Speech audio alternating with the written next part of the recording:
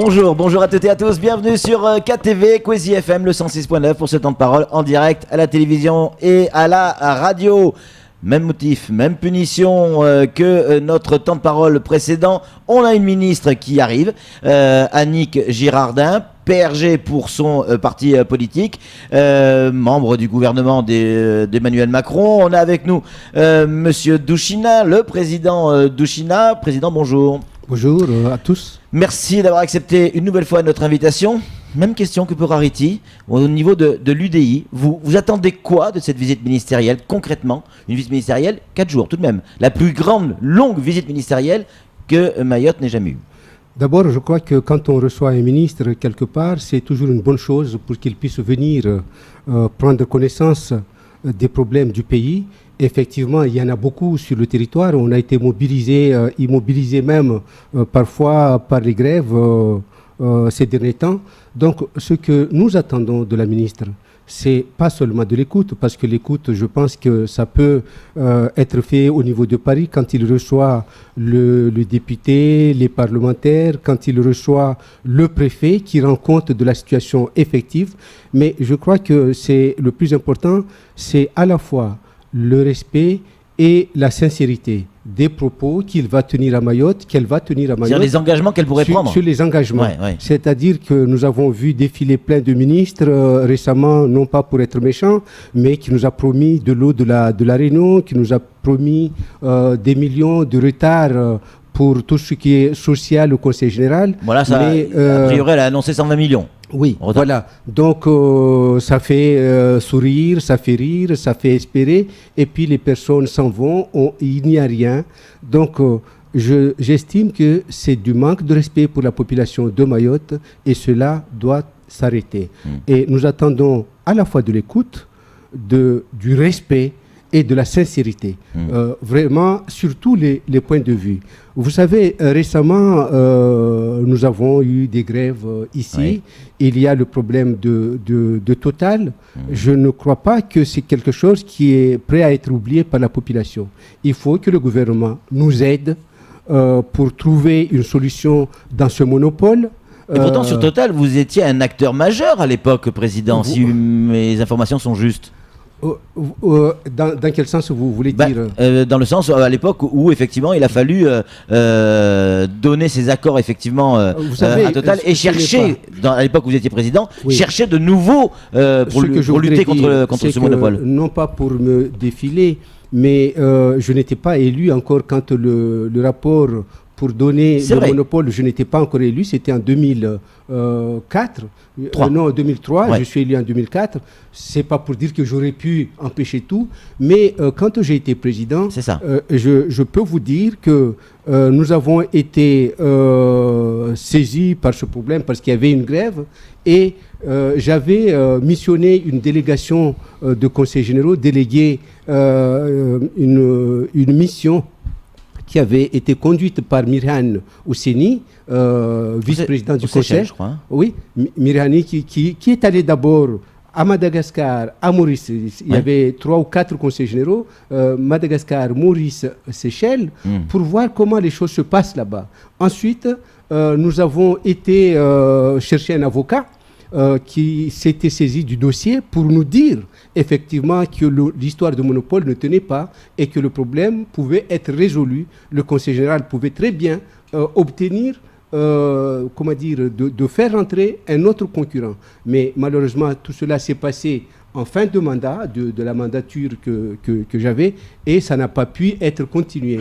J'ai été aussi moi-même aux Seychelles, j'ai vu avec la société là-bas d'exploitation de pétrole pour voir s'il y avait une possibilité de venir ici et de permettre aux Mahorais de faire la distribution. Parce que pour l'instant, le gros problème que nous avons, c'est à la fois que le Total a le monopole ou bien peut faire venir ils ont l'importation et la distribution. Oui, l'importation et la distribution. Ce que je souhaitais, c'est que nous ayons aussi quelqu'un qui arrive, qui permette à des Mahorais de faire la distribution. C'était possible, mais vous savez, quand vous allez dans ce pays, vous revenez, vous parlez de ce sujet au préfet que vous rencontrez pour rendre compte comme lorsque j'ai été au Mozambique, il y avait la compagnie Kaya Airlines, j'en avais parlé ici, qui était prêt à venir ici casser le monopole. Je vois les préfets successifs, parce que pour les Seychelles, le pétrole, c'était un autre préfet, et pour Kaya Airlines, c'était le préfet Witkowski, pour parler de qui il s'agit. Mais souvent, ils vous invoquent le problème de sécurité. Il y a une question de sécurité. On ne fait pas confiance aux autres qui ne sont pas tout à fait français. Bon, c'est des histoires à vous faire dormir debout, mais bref, je voudrais revenir sur nos attentes, parce que je crois que c'était le sujet sur la venue de la ministre. Je dis donc, je souhaiterais que le sujet soit aussi abordé, je ne sais pas à quel niveau, à quel moment, mais qu'elle nous aide à trouver une solution pour sortir de ce dilemme qui est le total... la situation du monopole, parce que ce n'est pas véritablement un monopole. Ils n'ont pas forcément le monopole juridiquement. Voilà. C'est une situation. Oui. Président. Et puis, je disais, il faut de l'écoute, de la sincérité, parce que nous avons tellement de problèmes. Nous avons la fonction publique avec les fonctionnaires qui ne sont toujours pas réglés, qui sont des fonctionnaires à moitié français, à moitié anciens maorais, je ne sais pas comment dire, avec les statuts qui ne veulent pas évoluer. Ça, je crois qu'il mérite. Arrêtez de parler de sous-français tout à l'heure. C'est un peu le cas. Je ne voudrais pas parler de ça, mais moi je voudrais que les syndicats soient entendus, que les fonctionnaires soient alignés aux mêmes droits que leurs collègues de métropole. Nous avons le problème de la rentrée qui se pose en ce moment avec la suppression des postes de contrats aidés. Ce qui veut dire que la rentrée va se passer avec beaucoup de difficultés. Les maires ne pourront plus offrir les mêmes prestations qu'il y a un an. Donc, je crois que Mayotte n'a pas à être aligné sur ce point-là, sur la métropole, parce que nous avons tellement de retard, nous avons tellement de problèmes qu'il faudrait qu'on trouve une solution exceptionnelle, parce que la situation de Mayotte en termes d'éducation est encore exceptionnelle par rapport à la France métropolitaine et dans les autres dômes. Donc avec tout ce retard, je crois que les maires doivent être entendus et je souhaiterais que la ministre puisse leur donner une réponse qui soit adapté à la réalité, aux attentes des Maoris. Et puis, moi j'ai entendu tout à l'heure, j'étais dans la voiture, ce qu'a dit Ariti sur tous les autres points, au point de vue santé, au point de vue social d'une manière générale. Toutes les entreprises sont bloquées. L'économie est bloquée à Mayotte. Je pense qu'il faut que Mayotte bénéficie d'un plan de relance économique et d'investissement. Il parlait du bâtiment, il dit qu'il fallait créer de l'emploi et de l'activité économique. Oui, donc cela s'impose. On ne peut pas rester à Mayotte vraiment à vouloir. Tout le monde nous appelle, hein, je veux dire, les élus, tout le temps. À chaque fois qu'on vous appelle, il y a un enfant qui est rentré avec un master, avec une licence, et qui ne trouve pas de boulot. Donc, ce n'est plus possible dans les administrations. Il n'y a que par les entreprises qui pourraient être aidées et qui peuvent générer des emplois. Donc, c'est quelque chose de très important et j'attends d'elle qu'elle nous apporte des solutions en termes de relance pour l'investissement. Le visa outre-mer, ça revient dans l'actualité. Samuel Baucher en fait sa une. Mais on en parlait tout à l'heure, c'est pas quelque chose de nouveau. Dans la zone, on en parle déjà depuis plusieurs mois, voire plusieurs années. Vous savez, c'est un sujet, je vous ai entendu tout à l'heure, vous disiez que c'était un sujet qui vous parlait. Moi aussi, ça me parle beaucoup.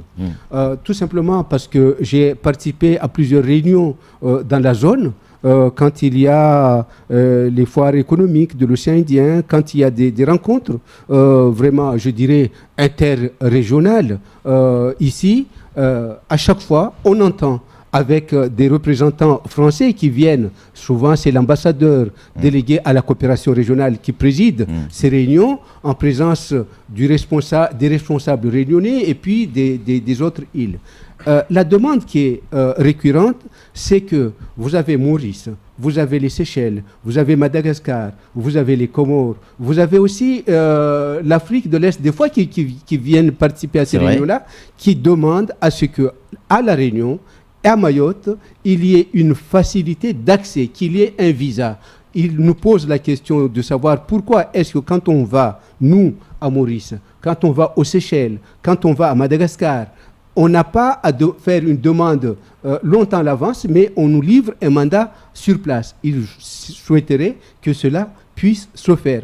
À chaque fois, on saisit les gouvernements, la réponse elle est évasive et on n'a pas de réponse. Mais il n'y a pas un risque pour l'immigration là Non, personnellement, moi je vous dis, quelle est ma position? Quelle est la position que j'ai toujours défendue? À l'époque, je vais revenir sur quelque chose qui n'existe plus. C'était quand on avait mis en place le GTHN. Le but était de discuter de la façon dont on pourrait faire rentrer des gens, circuler à la fois les biens, les hommes et les biens entre les îles, trouver une façon plus humaine de traiter le problème douloureux de l'immigration. Et nous, on avait, et moi j'assume, proposé que l'on mette en place un visa à Mayotte qui soit assoupli, mais avec en contrepartie pour les îles Comores de mettre une puce dans les Kwassa pour qu'ils ne puissent plus venir à Mayotte d'une manière impunie. Pourquoi? Je pense que lorsque vous mettez en place un visa d'une manière transparente, les conditions sont bien définies. Quand on veut venir chez vous, on vous dit je viens chez vous pour 5 mois, pour 1 an, je viens pour me soigner, je vais chez un tel, je résiderai à l'hôtel. C'est quelque chose de transparent. On sait où vous êtes.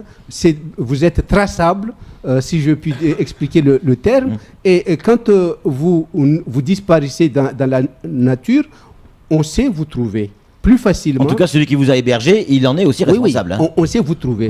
Donc, cette transparence me semble vraiment quelque chose de bon et ça empêche d'avoir à déplorer tous ces morts dans ce petit bras de mer. De mer, tout à fait. Samuel Bocher, le rédacteur en chef de France Mayotte Matin. Une question à vous poser, Président. Oui, moi je prends juste l'exemple dans le cadre du visa. Le cas de la Réunion et du jeu des îles. Des derniers jeux des îles, il y a eu une délégation comorienne qui s'est rendue à la Réunion, département développé s'il en est. La délégation comorienne s'en va et 19 ressortissants comoriens disparaissent dans la nature avec leur visa et on ne les retrouve pas, sauf un il y a quelques semaines. On ne les a pas retrouvés. C'est pas le risque justement de l'entrée facile, de l'entrée aidée et de la disparition aidée aussi? C'est un risque. De toute façon, tout ce que vous proposez comporte un risque. Vous laissez les choses en l'état, les risques ils sont connus tous les jours. Vous ramassez des cadavres d'hommes et de femmes, d'enfants dans les berges de nos plages. C'est un risque quand même important. Mais quand vous savez, déjà ça va limiter, et que les gens vont voyager dans des conditions humaines acceptables, un bateau qui va débarquer au port de Longoni ou bien ici à Dzaoudi, contrôlé par la douane, tout ça, déjà, moi je préfère qu'il y ait de traçabilité. Et puis, au point de vue économique... Gérer, maîtriser l'immigration, en fait. Vous gérez mieux, à mon avis, avec... Vous savez, à Mayotte, tout le monde connaît tout le monde ici. La personne qui disparaît, s'il disparaît dans mon village, je saurais dire, quand j'entendrai la police chercher, que j'ai vu une nouvelle tête à Mronabeja. J'ai vu une nouvelle tête à Dapani. Voilà, c'est comme ça que... Alors que peut-être à La Réunion, qui est un peu plus grand, c'est un peu plus difficile. On ne sait pas, on ne connaît pas. Mais entre nous ici, il vous suffit d'entendre parler quelqu'un, vous savez de quelle île il provient. Après, Président, ces visas ou ces cartes de séjour, et Samuel le disait très justement tout à l'heure hors antenne, il faut aussi, si c'est mis en place, que ça donne la possibilité d'aller ailleurs. Oui, parce que sinon, on va devenir une réserve. C'est une corollaire à la chose. Forcément, nous, on ne veut pas que les gens viennent ici et puis qu'ils se stationnent d'une manière indéfinie. Quand on peut venir ici et que l'on peut aller ailleurs, je crois que c'est ce que tout le monde souhaite. Eux-mêmes, ils ne souhaitent pas, la plupart de ces gens qui viennent ici, ne souhaitent pas s'éterniser à Mayotte. Et il y en a beaucoup qui viennent ici, on le sait très bien, pour pouvoir obtenir les papiers et ensuite s'acheminer vers l'Europe. Je ne dirais pas forcément à la France métropolitaine, mais vers l'Europe. Et moi, en tout cas, je préfère qu'il y ait de la lisibilité dans ces déplacements, dans ces mouvements, que les gens viennent par des passeports, qu'ils soient enregistrés, qu'on enregistre, qu'on sache où les gens se rendent, que de les laisser venir du... Est-ce que vous avez prévu de rencontrer la ministre ?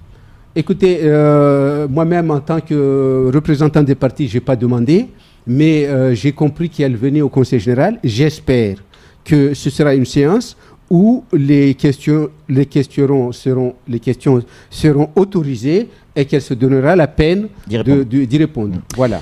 Merci beaucoup, Président, encore une fois d'être venu sur ce plateau. On a abordé plein de sujets, on avait encore plein de questions à vous poser, mais ça sera pour une prochaine fois et peut-être même le grand débrief. Allez, c'est tout pour ce temps de parole. Tout de suite, la suite de nos programmes.